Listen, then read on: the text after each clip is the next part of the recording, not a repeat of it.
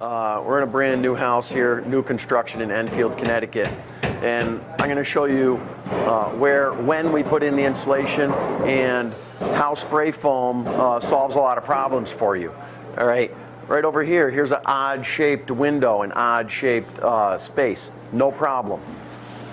This triangle right here, we spray in the liquid, we spray in the foam liquid, and it expands in place. It's a perfect fit every time.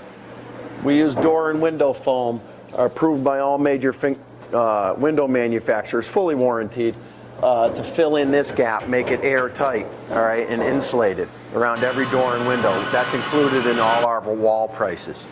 Also, oftentimes, this is just a regular corner. The framer did a great job here. This is exactly how it should be. Nice gap there, all right? Now, our spray foam, we're going to squirt right in this gap, about an inch wide, and fill that up, 100%. Anything else, it's going to be suspect, maybe not filled up. All right, certainly not airtight. Spray foam, no problem. So those are big advantages of using spray foam in your new construction. We're in a new construction house here in Enfield, Connecticut, and I just wanted to show you when insulation's put in. The rough framing and rough plumbing, rough electrical all done. This is a great example of rough plumbing. I think this is a vent pipe, and the fire caulking's all done for the plumbing and electrical. Additionally, it has this nice support in here. This is a great example. This holds it in place so it's not going to move out and get in the way after we spray foam, or any other type of insulation for that matter. So, Stu Fearn from SAFCO Foam here. We're in a brand new construction house, 2x6 walls, and Tyler just sprayed some walls here. Now, the product that we use on the walls, we use an upgraded product called Icynene Classic Plus. Plus means it's a little higher density and higher R value. So it's R4 per inch, meaning only 5 inches in a 2x6 wall, which is 5.5, is R20, and that's the prescriptive code now.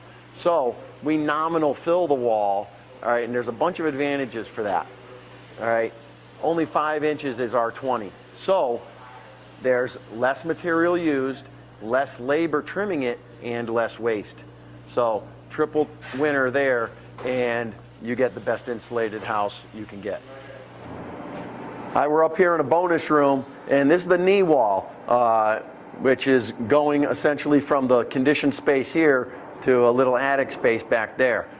Very common. And what we'll do here is, after sheetrock's installed here, we're going to spray from the backside.